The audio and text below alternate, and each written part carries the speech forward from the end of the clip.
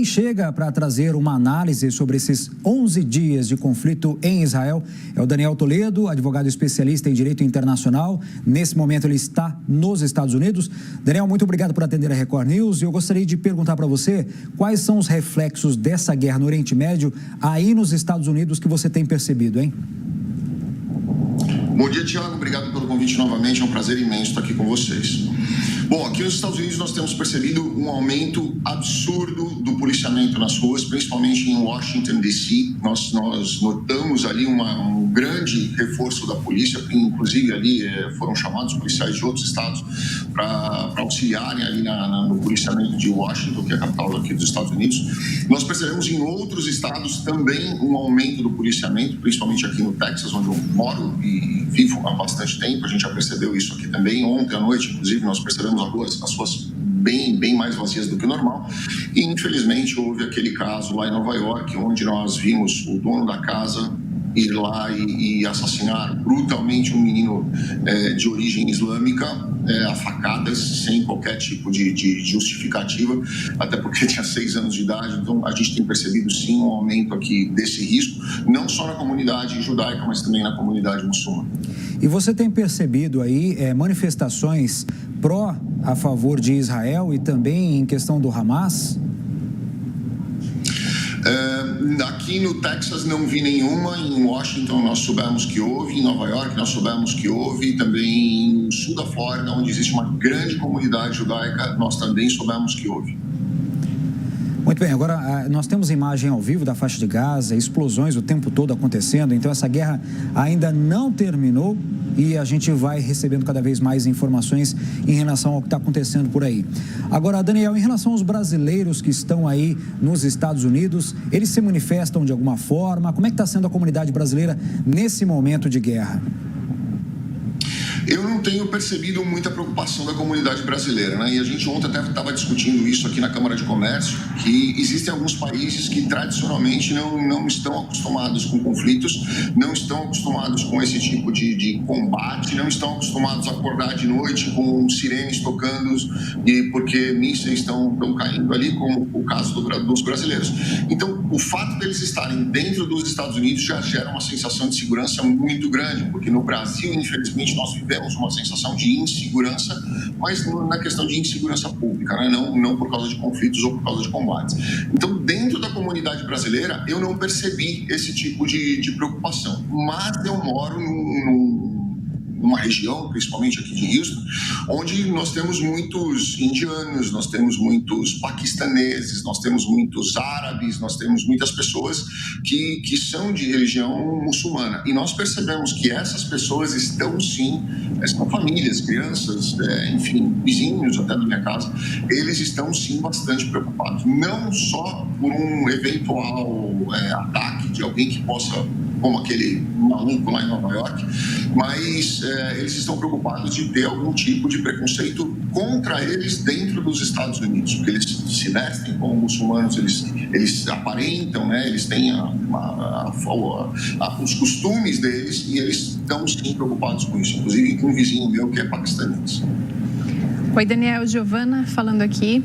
Eu gostaria de saber de você como que tem sido a opinião dos americanos com relação a esse apoio, né, do Joe Biden a Israel e até, né, as ajudas que estão sendo enviadas para lá.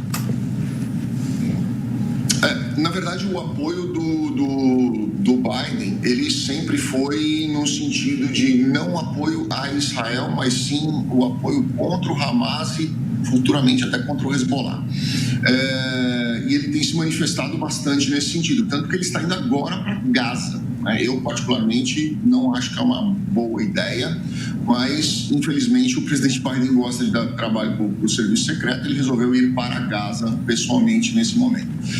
Então, não acho que haja, principalmente pela questão da opinião do governo aqui, pela atuação do governo, eu não acho que haja algum tipo de preconceito interno dentro da comunidade americana contra palestinos ou especificamente contra judeus ou pessoal de Israel. Não existe muito isso aqui dentro dos Estados Unidos. O que se fala muito é no confronto, é no conflito, é na guerra contra o Hamas e não contra a Palestina.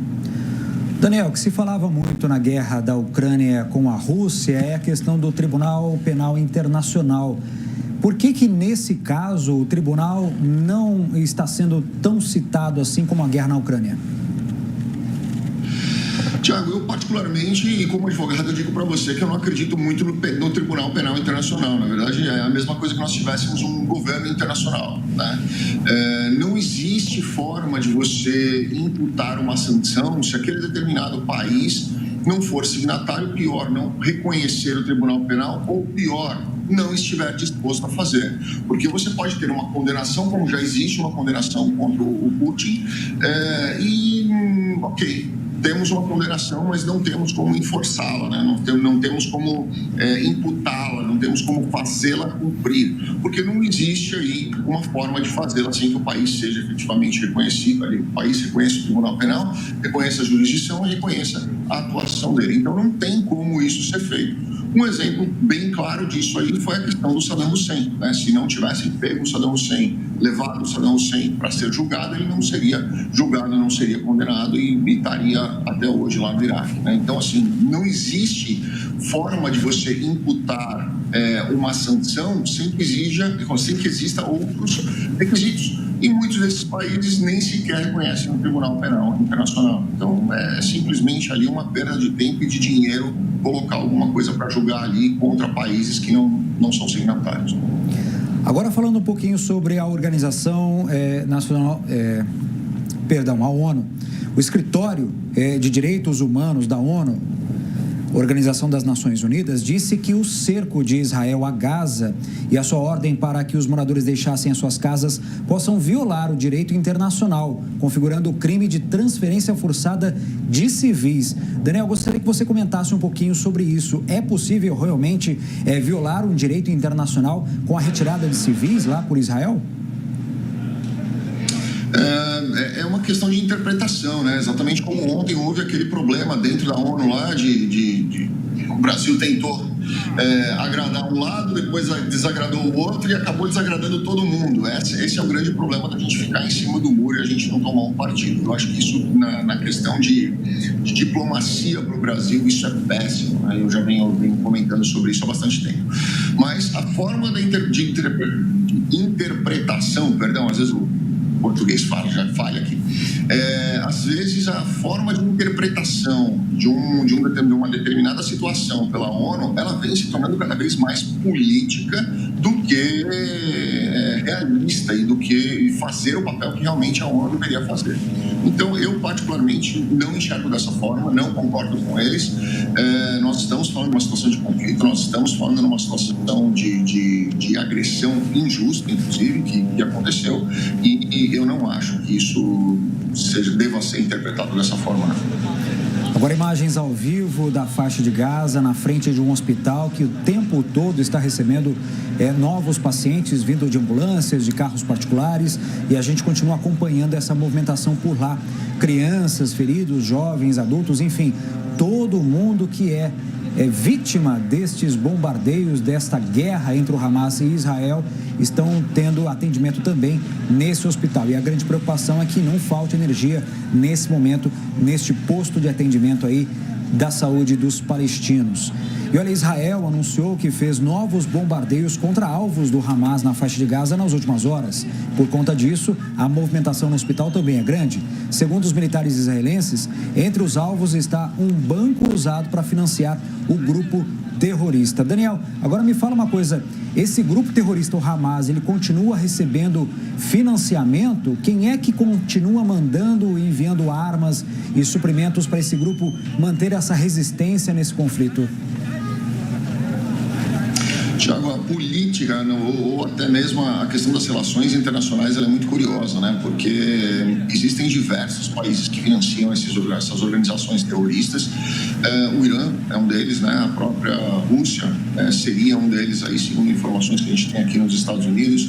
E muitos outros países ali da região acabam financiando, não só com dinheiro, mas também com armas, que a gente acaba vendo ali, que foram até apreendidas e foram exibidas aí aqui nos Estados Unidos, ali pelo grupo do Hamas. são as proxy wars, né? São as guerras por procuração. Então, muitas pessoas ali querem o fim de Israel ou querem atingir algum país que é aliado de Israel, seja Estados Unidos, seja algum país europeu, e acabam atingindo indiretamente ali para ter aí essa sensação de vingança. Então, muitos países acabam financiando ali, sim. O que a gente sabe é que um grande financiador aí é realmente o Irã. Daniel, o rei da Jordânia disse, né, que o seu país não aceitará refugiados palestinos e, além disso, essa também é uma das grandes questões para o Egito, né? O Egito tem um receio em abrir a fronteira justamente com medo de que essas pessoas entrem no país. Existe algo que garanta o direito desses palestinos à segurança ou à mudança de território deles, sendo que ali a faixa de Gaza está em meio a um conflito? Essa é uma excelente pergunta, nós vamos até abrir um pouco o leque aqui a mais, porque assim, a preocupação não é só da Jordânia ou ali do Egito, a preocupação é uma preocupação internacional com essa questão de imigração, com a qual eu trabalho, então é uma área que eu tô todos os dias vendo o que acontece. A maioria dessas pessoas que estão saindo dali, principalmente essas pessoas que estão saindo a pé, e não só a questão da faixa de Gaza, tá? A gente pode abrir isso para o mundo inteiro. A grande maioria dessas pessoas são pessoas extremamente carentes, que não levam absolutamente nada além da roupa do corpo e a família, né? Então, ou seja, elas chegam nesses países precisando de tudo, de comida, moradia, hospital, tudo, né? Absolutamente tudo. E quando você tem escola para as crianças e tudo mais, e quando você tem uma estrutura dessa multiplicada por dezenas, centenas, milhares, às vezes até centenas de milhares, você tem um custo muito grande dentro dessa estrutura toda, né? E isso quem paga, obviamente, são os cofres públicos, além de uma série de outras questões que você abre a fronteira, você vai trazer, às vezes você tem uma doença regionalizada ali que você pode trazer para dentro do seu país, você tem ali algum tipo de situação cultural que você não queira dentro do seu país, ou até religiosa, e uma série de outras questões que acabam impactando nessa questão de imigração. E quando você tem ali os países das fronteiras ali, que são as primeiras fronteiras ali, voltando até à questão de tratados internacionais, onde a questão aí do asilo político, né, é considerado o país de asilo político, o país de asilo, o primeiro país no qual você coloca o seu pé, saindo da situação na qual você estava ali, de repressão ou risco ou o que for, teoricamente eles deveriam aceitar, mas eles não aceitam na prática, primeiro porque eles não são signatários desses acordos, segundo porque eles imaginam que os problemas que vão vir para eles são imensamente maiores e que não vão ter um fim quando acabar o conflito. Essas pessoas vão continuar ali. Daniel, agora me fala uma coisa, o que você tem a dizer em relação ao Egito? Porque o que nós temos de informação é que o país não abriu as fronteiras para que os refugiados possam sair do sul da faixa de Gaza, onde está sendo atacada, inclusive, para passar para esse país, o Egito, para poder sair e seguir, inclusive brasileiros. São 26 brasileiros que estão lá esperando essa passagem ser aberta para o Egito para poderem voltar para o Brasil. Por que o Egito está tão resistente assim de abrir as fronteiras?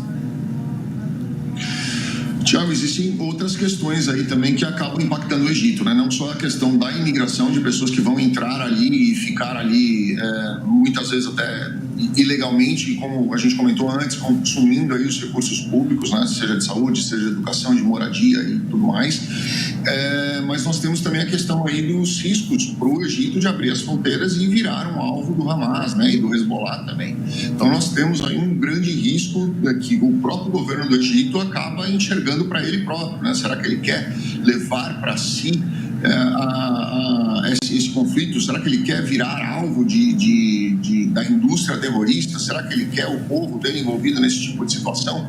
Então é realmente uma decisão muito delicada ali, onde o governo do Egito obviamente precisa pensar na proteção do povo dele antes de eventualmente ajudar os próximos. Mas a questão de transferência principalmente de pessoas, onde já há contato com embaixadas, onde já há contato com presidentes, inclusive, no sentido de liberar essas pessoas para que elas possam chegar até o aeroporto e a partir dali ir para os outros países, eu não vejo muita razão para o Egito manter as fronteiras fechadas para essas pessoas. Agora, falando na região norte de Israel, as forças de defesa de Israel anunciaram que atacaram bases militares do Hezbollah no Líbano hoje. Os bombardeiros foram em resposta a um ataque sofrido por Israel na segunda-feira, segundo os militares. Ô Daniel, então são duas frentes de batalha, né? Uma no sul com o Hamas e no norte contra o Hezbollah, não é isso? Correto.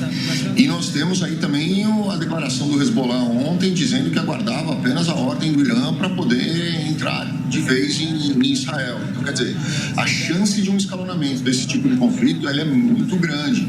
Você pode ver que hoje as pessoas estão muito mais preocupadas com esse conflito do que a Ucrânia propriamente dita. Os Estados Unidos, quando houve a invasão da Ucrânia, mandou dinheiro, mandou armamentos de defesa, mandou mísseis, mandou apoio para a saúde, enfim, e não passou disso. Agora, quando houve invasão de Israel, já temos 2 porta-aviões lá parados ali do ladinho, pronto para poder fazer algum tipo de intervenção. Então, quer dizer, aquela região realmente é uma região que pode escalonar muito rápido.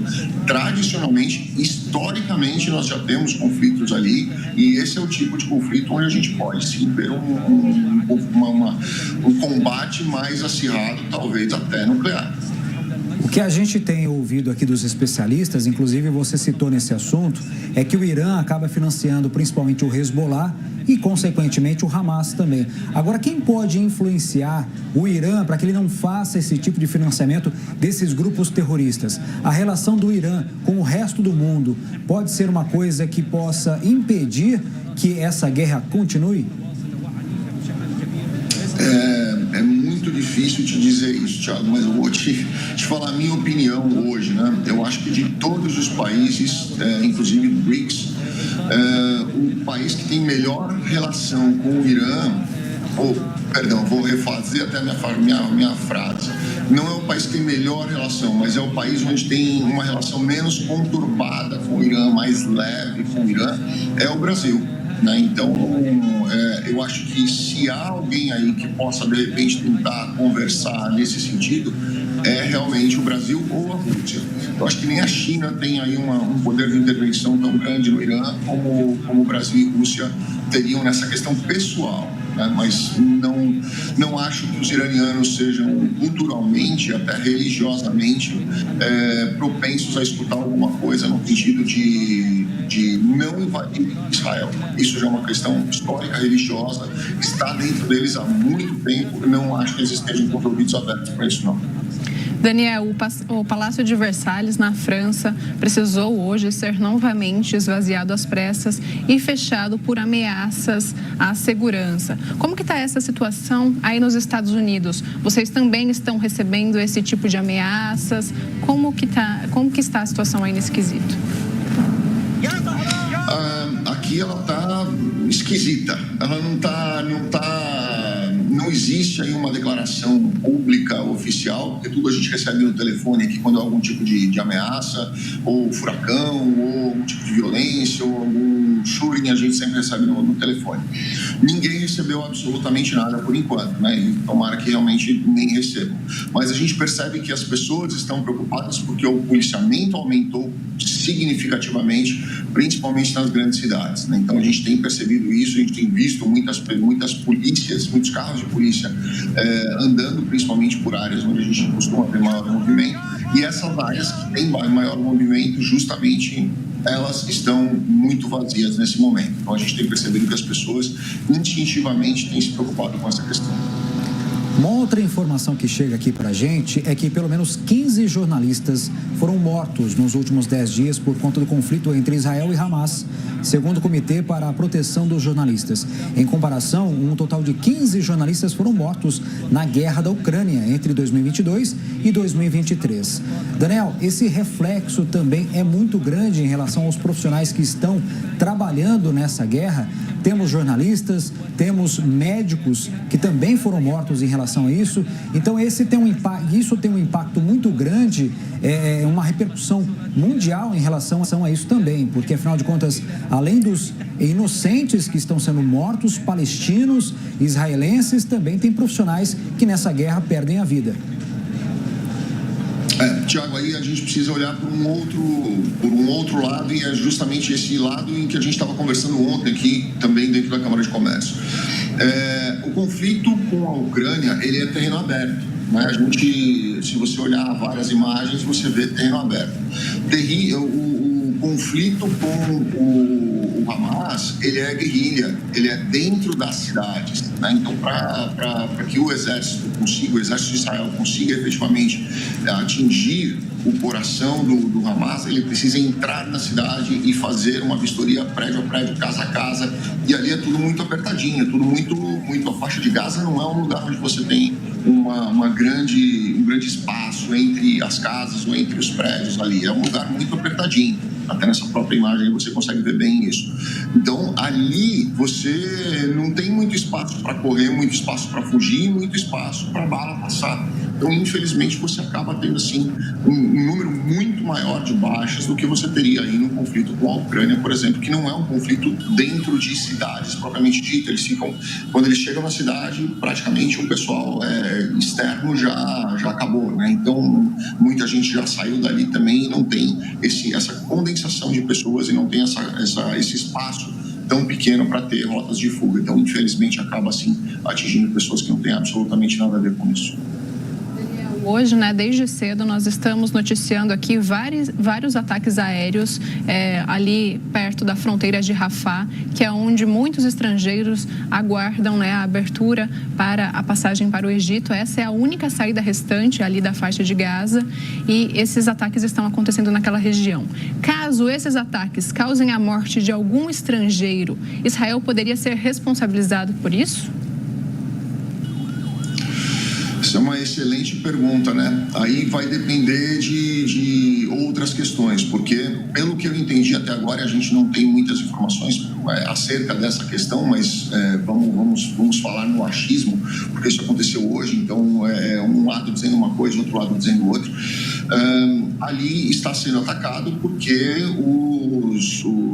foi mal planejado, né? Não foi comunicado aí o Egito para que ele abrisse a fronteira imediatamente, essas pessoas passassem imediatamente, foi designado um determinado local para essas pessoas irem para lá e foi noticiado isso muito abertamente. Então, obviamente, o pessoal do Hamas também foi para lá, e o Hamas costuma usar exatamente esse escudo humano, botando pessoas na frente para evitar que eles sejam atingidos, e eles colocam mulheres, crianças, jovens e tudo mais. Então, foi uma estratégia de combate que o Hamas fez e foi para lá, e Israel alega que ele está combatendo o Hamas. Infelizmente, o Hamas está no meio dessas pessoas e obviamente vai ter baixa, né? Então, existem outras coisas que a gente precisa olhar realmente ali o que está acontecendo, porque obviamente o exército israelense não vai tomar tiro e ficar olhando só porque eles estão ali atrás de outras pessoas, vão reagir, e eles teoricamente teriam até o direito de reagir, mas não sabemos o que está acontecendo, e eu acredito que sim, tudo isso foi causado por uma desorganização diplomática gigantesca, tanto do lado dos países que tem pessoas ali, inclusive Brasil, e a questão do Egito. Daniel, os representantes diplomáticos dos países que compõem o Conselho de Segurança da ONU, eles se reúnem em Nova York para votar uma proposta de resolução sobre essa guerra entre Israel e o grupo terrorista Hamas. Existem duas propostas em votação, uma delas é a brasileira. Ela tem alguns itens como uma condenação do Hamas por seus ataques a Israel. Tem também o pedido de revogação da ordem israelense para que civis e funcionários da ONU na faixa de Gaza no norte se desloquem para o sul de Gaza, onde a gente acabou de ver, a Giovana inclusive trouxe a informação que está sendo bombardeado lá também, e número de vítimas crescem. E a proposta brasileira pede pausas humanitárias para permitir o acesso à ajuda humanitária. A outra proposta, que é uma proposta russa, não menciona o Hamas e pede um cessar-fogo humanitário. Como é que você vê essa proposta da Rússia, levando em consideração que a guerra à Ucrânia ainda continua? Na minha opinião, Thiago, assim, eu sou um grande crítico, né, da ONU. Eu acho muito legal algumas coisas que a ONU faz. Eu sou um grande crítico da ONU. Se você for olhar ali os 5 países que são ali os membros efetivos e que têm ali o poder de veto, nós estamos falando justamente em Rússia, China, Estados Unidos, França. Então, assim, nós temos... chega a ser piada ali, né? Tem a UK, né? A Inglaterra ali, o Reino Unido. Mas chega a ser piada, né? Porque é uma resolução da ONU ali, onde você tem países tão antagônicos e tão abertamente e declaradamente contrários. A decisão da ONU acaba sendo uma piada, porque você hoje faz, se não me engano, 7, 8 anos que a gente não tem uma única decisão em consenso. E inclusive a invasão da própria Ucrânia foi pedido isso, né? O cessar-fogo, e a própria Rússia vetou. Então chega a ser piada a Rússia pedir esse tipo de coisa. Tenho muitos amigos embaixadores russos, tenho muitos amigos cônsules russos, mas essa aí da Rússia realmente ela foi completamente antagônica. Daniel, o Israel, né, pediu que as pessoas que viviam ali na região norte da faixa de Gaza se deslocassem para o sul, né, como uma maneira mesmo de limpar aquela região norte, né, de civis e assim conseguir atacar o Hamas sem fazer essas vítimas. A gente pode entender que o Hamas também se deslocou para o sul com o objetivo de continuar usando essas pessoas como escudo humano. Por isso, Israel está sendo obrigada a atacar essa região também? Sim, justamente, foi isso que eu falei agora há pouquinho. Eu entendo que foi um péssimo planejamento dessas pessoas, inclusive seja de Israel, seja dos consulados, embaixadas, desses países que pediram o deslocamento dessas pessoas e principalmente das relações diplomáticas com o Egito, que deveria ter aberto a fronteira imediatamente assim que essas pessoas chegaram e não deixar as pessoas ali esperando a coisa acontecer. Houve sim uma falha nesse sentido e óbvio que o Hamas sabia que essas pessoas estavam descendo para lá, porque eles viram isso ser extremamente e amplamente noticiado, eles acabaram indo para lá. O Hamas é conhecido por se colocar no meio da população para justamente usar escudos humanos. Então era óbvio que o Hamas faria isso. Daniel, eu tenho uma informação aqui que causa bastante preocupação, é a seguinte: Israel dará fuzis a civis para defender cidades, afirma a polícia. Mais de 13 mil pessoas receberão equipamentos para proteger cidades em caso de ataque. A polícia de Israel anunciou ontem que começará a armar os civis para acelerar a resposta em casos de ataque ou situações de crise nas cidades. Na sua avaliação, essa é uma estratégia dos militares israelenses, do governo de Israel, ou é uma situação desesperadora que está fugindo do controle a questão da segurança nas cidades em Israel?